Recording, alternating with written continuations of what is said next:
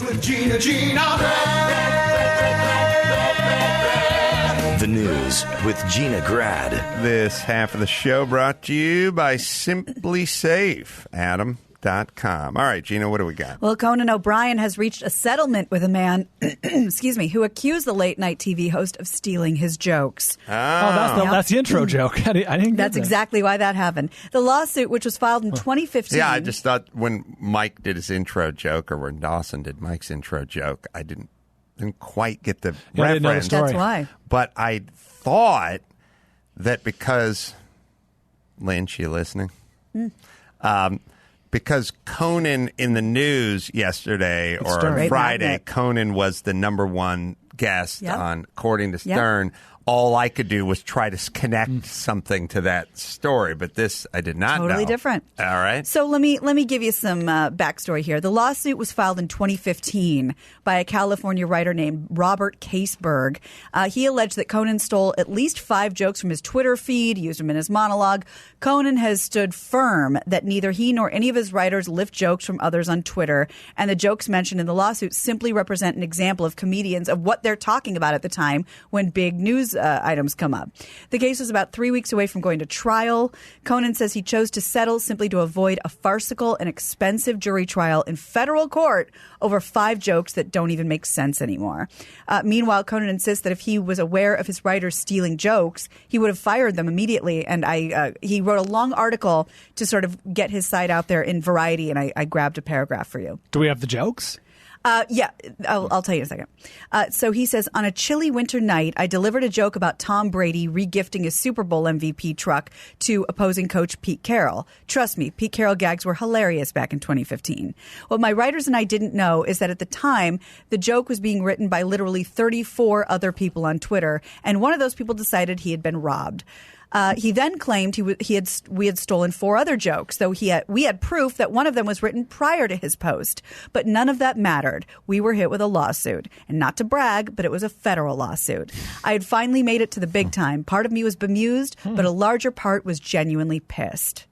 And then later in the article, he says, the fact of the matter is that with over 321 million monthly users on Twitter and seemingly 60% of them are budding comedy writers, the creation of the same joke based on the day's news is reaching staggering numbers. And then the very end, or part of the very end. So why am I telling you all of this? Because I believe that the vast majority of people writing comedy are honorable and they don't want to steal anyone's material because there's no joy. We part ways.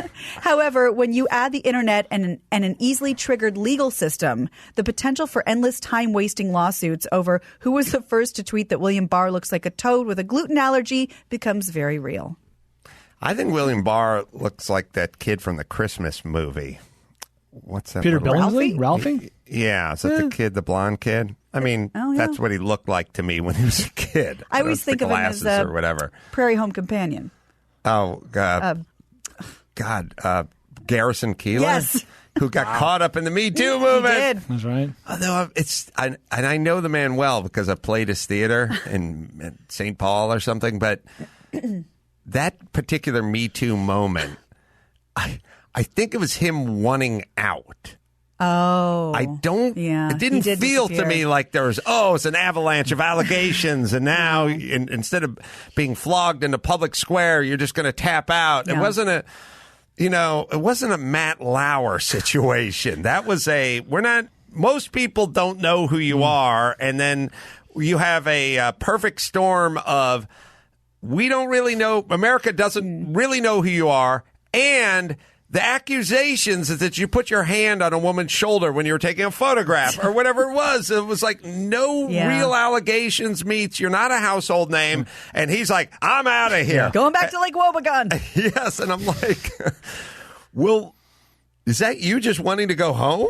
Yeah, a graceful very good exit. thought, yeah. It's like when the beer spills at the party. Like, it's a good time to leave. Yeah, I don't know. He's 70 years old, and it just seemed like he wanted to go home. Yeah.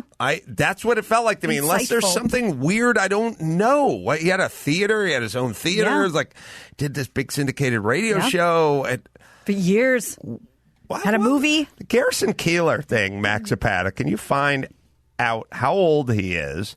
But also, 76. The allegations seem to be he put his hand on a woman's thigh when they were sitting down or taking a picture or something. It didn't. And he was like, I'm out. So he's 76, or he was at the time 74 and a half or whatever. And he's like, I want to go home. Graceful exit. Yeah. I think that's what that was, isn't it? If that's insightful, because he has not been heard from since. And most people haven't been looking for him. Thank you. So, he has the same glasses as Ralph. He kind of looks like, I see him as a young kid looking that way. I don't mean the hair part is the same. An evil twisted Ralphie. That's right. So the God, he also anyway. Yes, I've said a million times. I do not believe.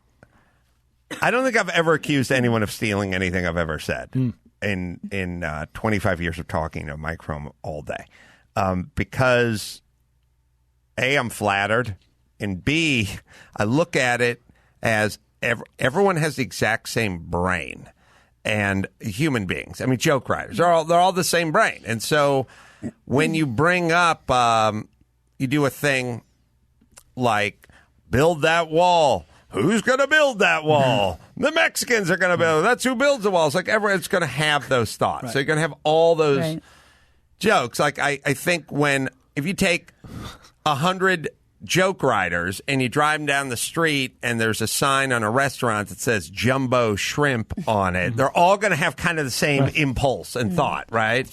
So how could you accuse one of... Now...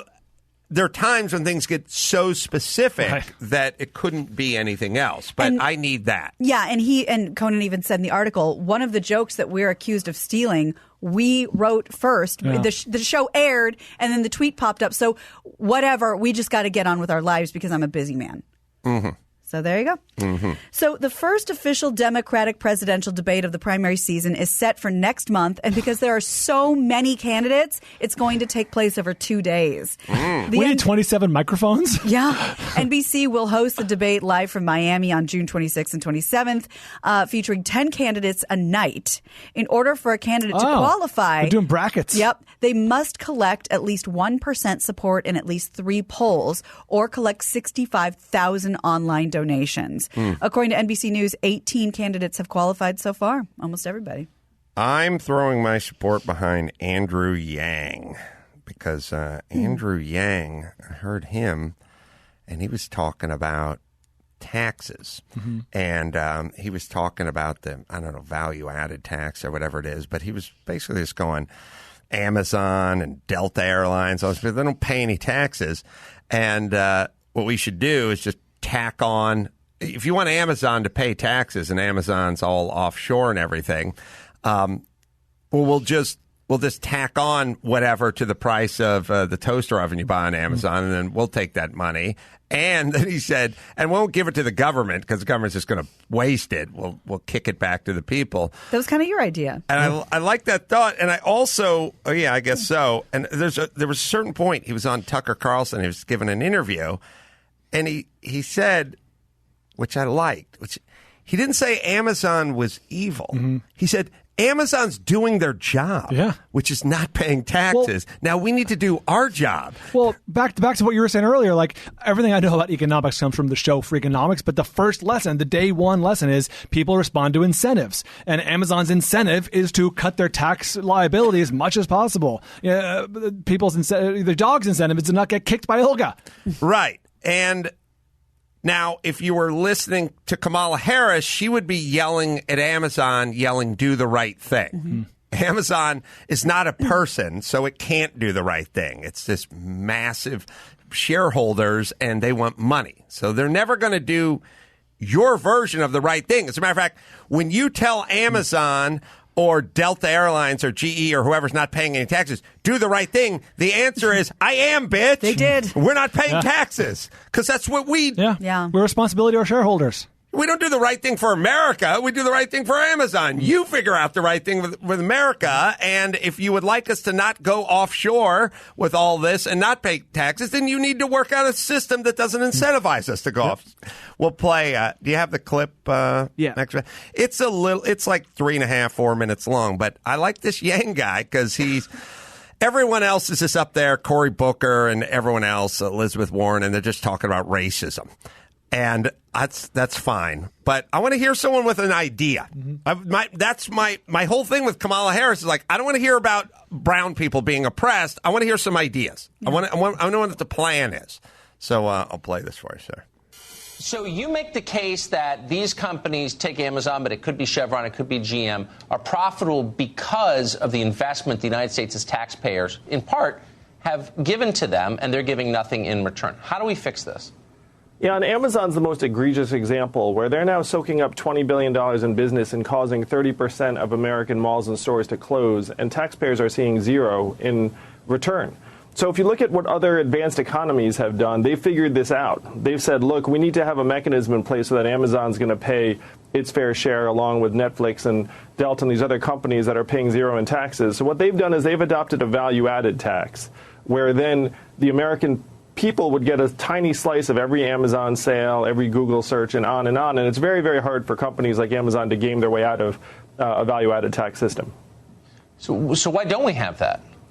It's a great question. I mean, people have been advocating for it for quite some time, and my campaign is advocating and championing it right now because we need to wise up to the fact that companies like Amazon are very smart and moving their earnings through places like Ireland, where the American taxpayer will see none of it, whereas a value-added tax will make it impossible for them to sell to us without paying into our society their fair share. You mentioned the other costs that are often not recorded that stem from Amazon's business model, the bankruptcy of countless American businesses. But there's also the fact that they basically subsidize their labor costs using our social services. What's the cost of that, do you think? Oh, it's in the billions or tens of billions. And there was one instance where McDonald's actually was sending its people instructions as to how to file for various social services. So you're right that our social programs have been subsidizing the low-wage patterns of many of these employers. So why are you the only candidate who's thinking through what to do about this? I think it's kind of weird. I think it's weird. Again, all you have to do is look around the world and say other countries, other advanced economies have figured this out. We're the only advanced economy that does not have a value-added tax in place. And we need to make sure that the American people are actually seeing some of the gains from the incredible innovation and value that companies like Amazon and Salesforce and Netflix, all of whom paid zero in taxes last year, are getting away with, really. And they're doing their job, which is to pay as little in taxes as possible. Right. We have to do our job, which is to make it so the American people see our fair share. So does that, I mean, just to argue the other side for a second, would that increase, and presumably it would increase the cost to American consumers of goods, right? Well, in some instances, in some cases, the companies will find cost efficiencies or eat part of it. And that's one reason why my campaign wants to take that money that we're getting from the value-added tax and return it to the American people in the form of a dividend, because that's the most direct way that we can actually have the American people benefit. The fear is that even if we do end up increasing the tax rate on some of these companies, that the American people won't benefit from that. Because that money will be swallowed by our political machine somehow? Yeah, it'll go into the giant pipes of D.C., never to be seen or heard from again. And so the goal is to make sure that doesn't happen by putting those economic resources directly into the hands of the American people. But wouldn't that be bad for those of us who live in the District of Columbia and own property here? I mean, wouldn't it be better for us if we could hoard all the money? I have a feeling you all would be fine. I mean, as you know, Tucker, Washington, D.C., I believe, has the highest per capita income in the country at this point. So, I have a feeling that the boutique restaurants will still have plenty of business. Okay. It's because we're making innovative products the world wants to buy. No, sorry. It's because we're taking your money by force and hoarding it. Andrew Yang. I love certainly that guy. The most interesting person running for president. And sounds like you got to listen to that last line again. Because we're innovating and making things. Oh, no, we're taking your money and hoarding it in Washington. We're not making anything. Okay, good. Andrew Yang. He seems to walk a perfect line between Republicans and Democrats. I mean, get the government out of the way and give the people their money back. Yeah. I want to hate him and love him. Yeah. He's Asian, but that ain't intersectional enough. That's a below Jew in the intersectional world. Like, the key is here's the key. That, Gina? We below say Jew. Below Jew. We say minority. We really mean group that isn't doing well. So that's how it works. Right. And Asians are doing quite well, and Jews are doing quite well. They're doing better than white. So here's the intersectional world. If you're a white dude and you're below the Mason-Dixon line of white dudes, like your income is less, your education is less, then you get to be a minority. If you're above whitey, then you're not a minority, even if Jew and Asian is a smaller minority. Thus the definition, minority. You see how it works? It all makes sense. You got so he's Asian, but he's not talking about being a voice for the Asian people. He's talking about taxes. When you asked me to find out what kind of Asian he was, I Googled it. Everywhere it says he is American, and then you look at his parents, they're Taiwanese. But everywhere he just says he's American. He never uses the Asian thing. Okay, so... Yeah, Yang. Please, let's just talk a little policy. What's his last name? Let's talk a little policy, folks. Not get up there and just wax about racism all the time. All right. So we like this guy. I like this guy. Like that plan, anyway. Yeah. So the story of the infamous college scandal for parents to get their kids into sought-after universities, of course, will be coming to a TV or streaming service soon. This has to star Lori Loughlin. Well, here's the deal. Annapurna Television has announced it has optioned the rights to Melissa Korn and Jen Levitz's book. It's called Accepted, and it dives into the college admission scandals, obviously, because it's a hot topic Starring now. Lori Loughlin as herself. The book was already written. An Emmy winner for American Crime Story, The People vs. O.J. Simpson, will write the 1-hour limited series. Further details like casting, number of episodes still to come. There is, of course, no word yet if the series will feature Lori Loughlin or Felicity Huffman, the two most famous to get caught up in the scandal. But it is based on the book. This is always good news to David Schwimmer, right? Because it's like Kardashian. This is what he does now, right? Yeah. Like this, you know, the coach is going to the bullpen. Schwimmer, you're going to play the guy, the fitness guy who's taking all the money. And David, our time has come. It's your agent. What happened? OJ kill somebody else? No, better. Some rich people trying to get their kids into college. Oh. And they fucked up royally. Anyway, long story. We'll talk about it on the plane. Was it a male? Well, there are males involved. Was the main guy between the ages of 41 and 67? Why do you think we're on the phone with each other right now? Should I be putting the baby powder in my hair, or are we good the way I am? You should already have the baby powder in your hair 24/7 regardless. Let's do it. Yeah. You know he's going to be in it. Of course he is. That's great. All right. So amid sorry, I buried the lead. Did you know there was a global helium shortage? I did know that. So that's happening. Because we tried to buy balloons for Tesla like a couple years ago, and they're like, can't do it. Here's the deal. So Party City announced Thursday it will shutter 45 stores this year because of this helium shortage. The New Jersey-based Party Supply Company did not release a list of the stores that are affected, but they're going to close throughout the year.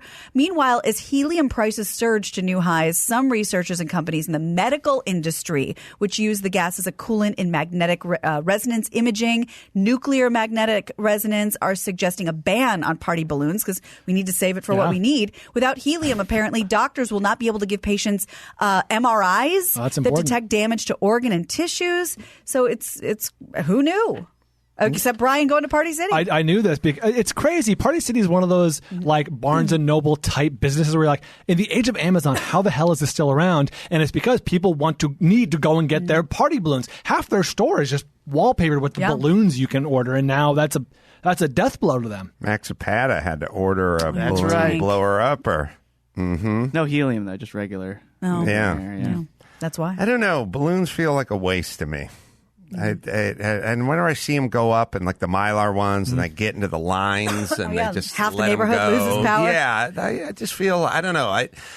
I feel a little ugly American with the balloons, but still higher up than silly string. Silly string is toxic and flammable, and is welds to any surface inside a house, and it's the worst stuff ever.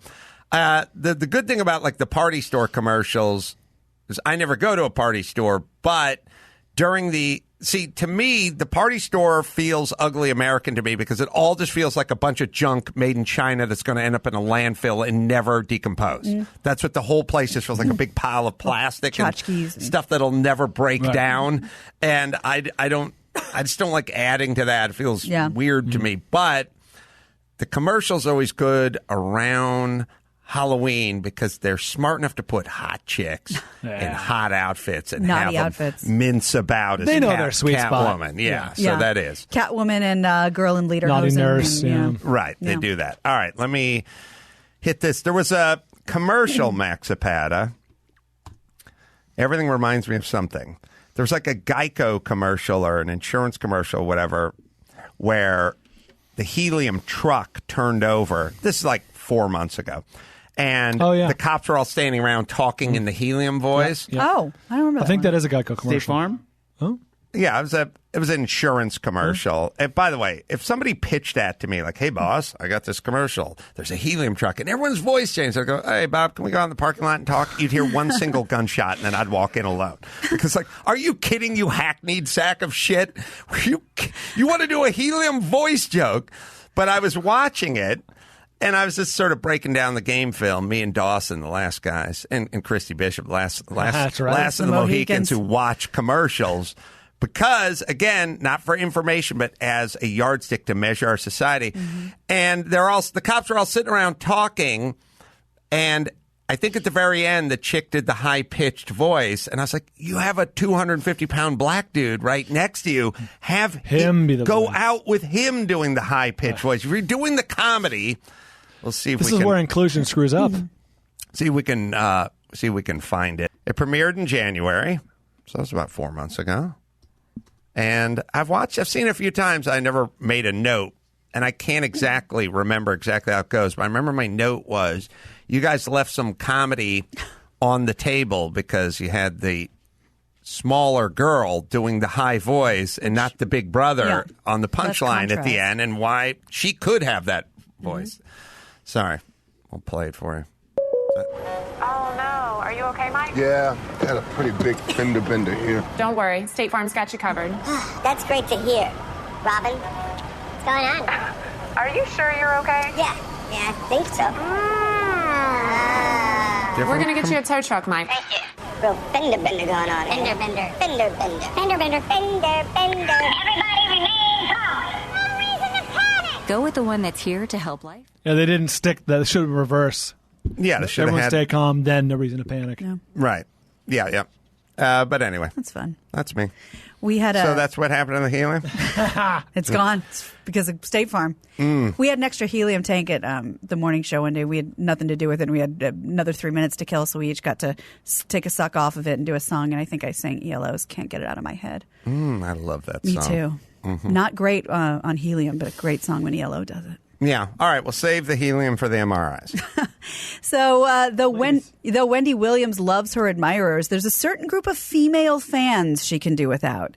On Thursday's taping, Wendy played a clip of Steph Curry's wife, Ayesha Curry, on that show Red Table Talk, where Jada Pinkett Smith runs the show, where she remembered a time when an aggressive fan tried to get in their car to get closer to Steph. And since Wendy has had this public struggle with her soon-to-be ex-husband over fidelity issues, she had a message for those who try to steal another woman's man. Here's a clip of Red Table Talk going into Wendy's response. Is Wendy on the air? Yeah. Back on the air. Yeah. All right. She's less than a year old. And this lady, this group of people come over and they're trying to ask Stefan for pictures and autographs. The woman opens the car door, sticks her body in the car, and she's like, oh, let me see. I'm like, no, like, get out of the car. She goes, oh, honey, you know what you signed up for. What did she sign up for? What did she sign up for? You know what I'm saying? She signed up to be married to a man that she loves.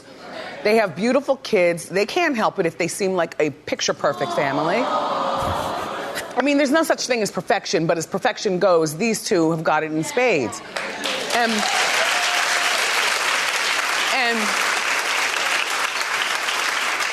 for you lonely girls who can't keep your hands off other people's men, there's a hot place in hell for you.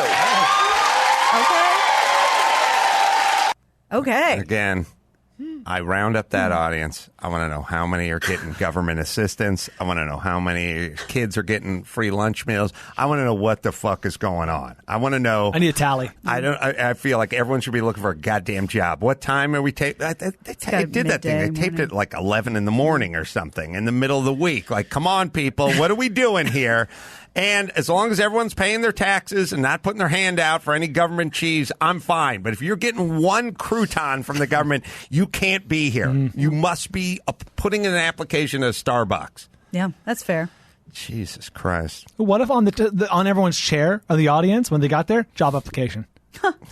Yeah. Not for Wendy Williams, but universal for one. Service. Yeah, universal one. Yeah, exactly. they'd be like, oh, good, free toilet paper. I do not trust her or her audience. She's looking a little nutty these days. She's been through a lot. She's been through a months. lot, yeah. Mm-hmm. Yeah. All right. So, have you guys heard the name James Holzhauer? He is this guy who is running the board on Jeopardy. Yeah. Oh, yeah. Like crazy. He continues to destroy.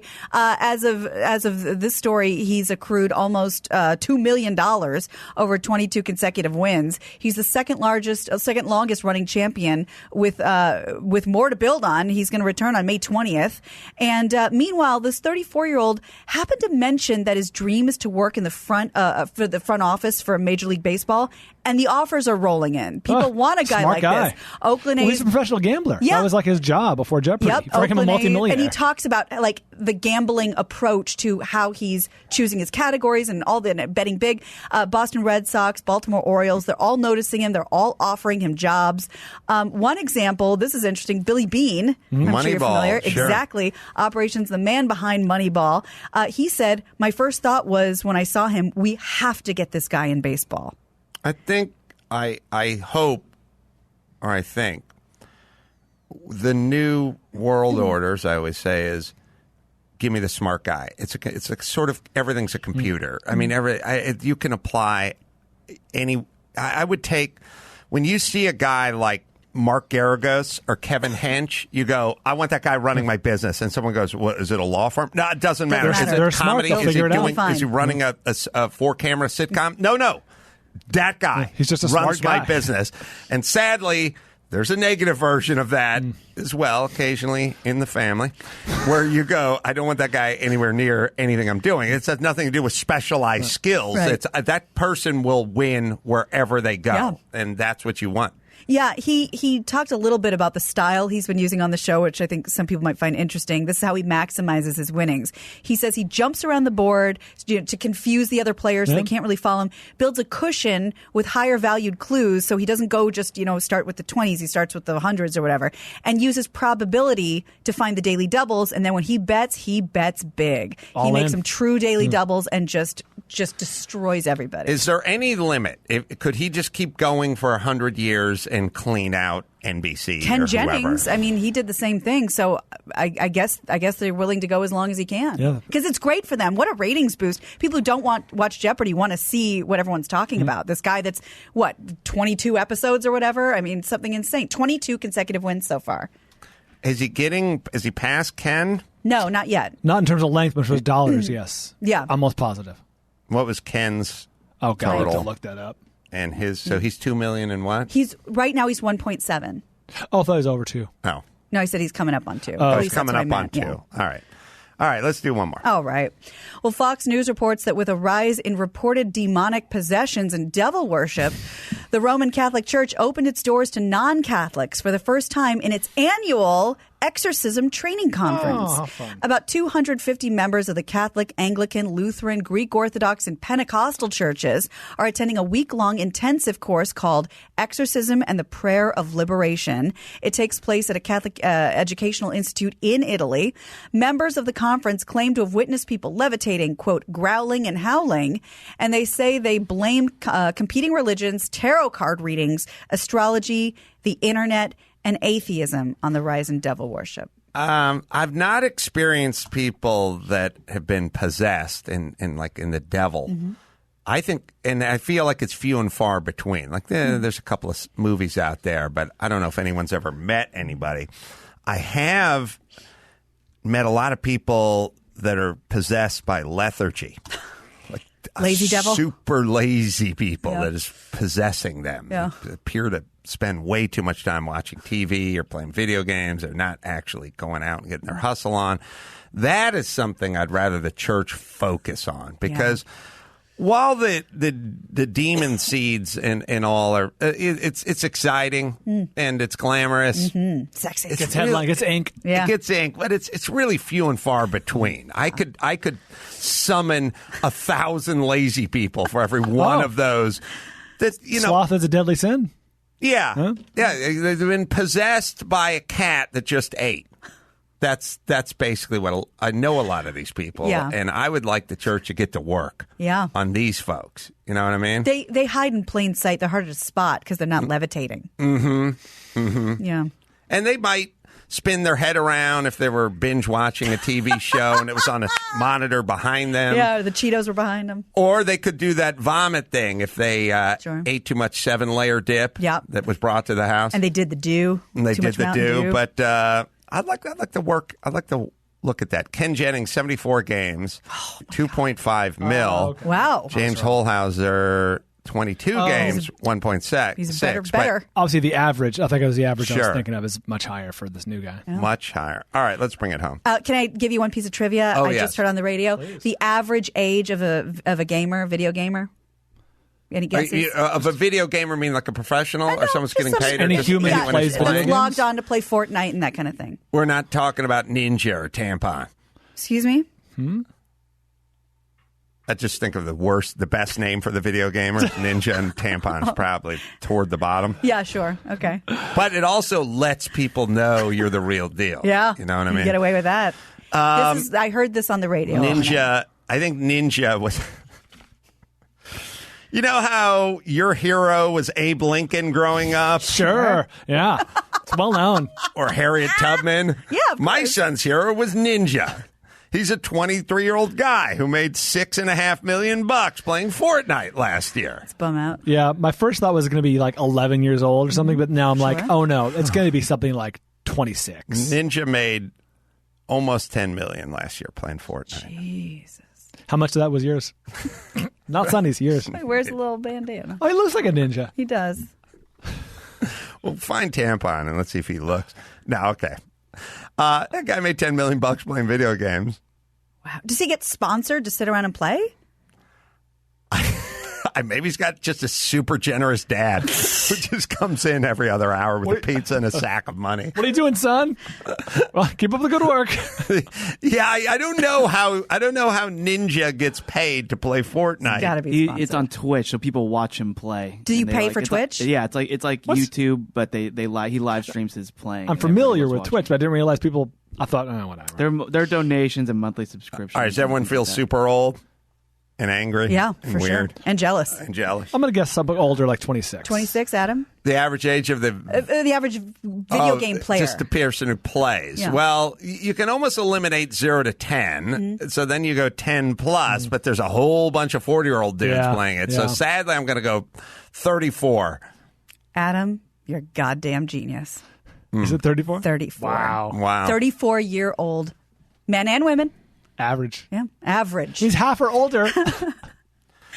I was 14, and I would look at it and I'd go, "This for the birds," because that's Angry how we Birds. spoke back then. But I would just be like, "Why are you wasting your time simulating something that's out that we can go on that roof and we can jump into that swimming pool?" Yeah, that was my take on all of it. And we can get on that BMX bike and we can make a ramp and we can jump. We can get some air, or we can ride a wheelie.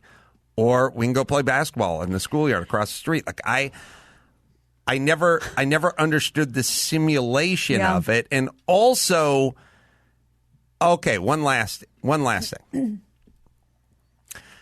Excelling at something that has no merit, to me, doesn't feel like anything. Like I got the notion of creating something that people may enjoy, or winning at a game or sport, or hitting a home run if you're bald, Brian, and taking that home run trot. I mean, there was just walk. There is no better instant feeling of swinging that bat in a little league or high school game or whatever it is. There's a moment right before you know it's a home run. And then there's a moment where you're completely comfortable with the notion it's a home run. Can we see the video? It's been a while. There's the moment where you go, oh, like it's less than a second, because your brain knows it's not a home run or it's going to be a home run, but it has to get to that point, and it's like it's the best feeling in the world, and you'd like to recreate it, but you can't do it with a goddamn joystick in your bedroom, and then it's nothing. Yeah. I don't get why this is something. I think, in a way, I think it kind of speaks to everyone at their worst. I really do. I really do. I think this is humans at their worst. They know they can get us. They know it's a lot safer to do this inside than it is to jump off that roof, or you're not going to risk striking out, swinging that bat.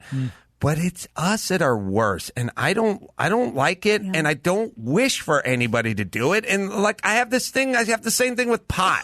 Like when people go, well, what do you think about pot? I go, it's fine. I don't care. I don't want to demonize it. You know, you have a son and and a daughter. Would you wish that they spend their day smoking pot? I would go, no. No. So you think pot's bad? No, I don't think pot's bad. It's fine. It's fine for some people, and it's fine for maybe everyone in the evening or for a few minutes or whatever they like, or socially or at a party or to whatever. But no, I do not wish this for them. And if you want to know about video games, I go, video games are fine. I don't have a big problem. I don't want them banned or anything like that. Okay, would you like your son to invest several hours a day? No, I wouldn't. And if everyone's intellectually honest, I think that's the way they would feel as well. No, it's a waste of fucking time. You probably wanted to drink bleach when The Sims came out. They don't even do anything. The Sims, they're just... Adam should play The Sims. That would be a good bonus content for the show. Could you imagine a eulogy? Just imagine everyone in your life, whatever it is your endeavors are, you think about. Imagine you just walking into the back of the church and they're eulogizing you. And the person after person gets up there and goes, he loved video games. Boy, did he love him some Fortnite. Boy, almost every night when I would come back to the apartment, there he would be. Playing video.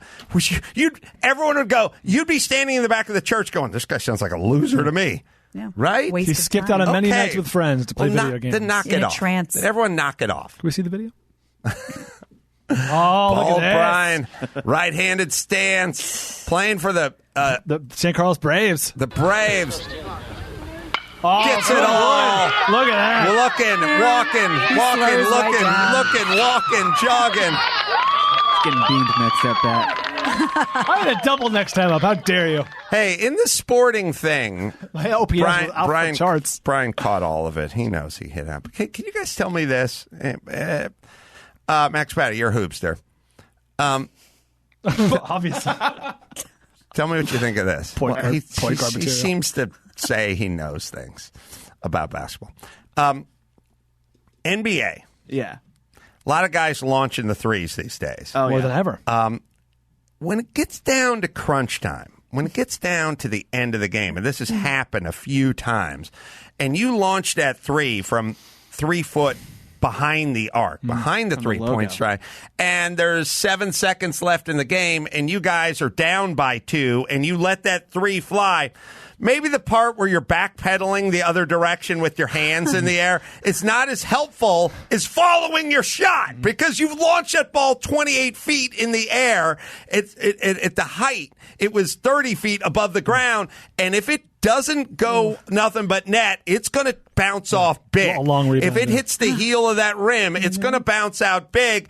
And if you took 4 steps forward versus drifting back with your hand in the air, trying to will the ball with your right hand in the air, trying to move the ball physically with your hand like you're one of the Avengers, that's not helping as much. And if it doesn't go in, and it may not, because you just launched it from 31 feet. Like by definition, a low percentage shot. It's a low percentage shot. It's going to take a big rebound, and there's 5 seconds left on the clock. You may get the rebound and tie it up with a 2-pointer, or you could just drift backwards down to the other direction toward the locker room.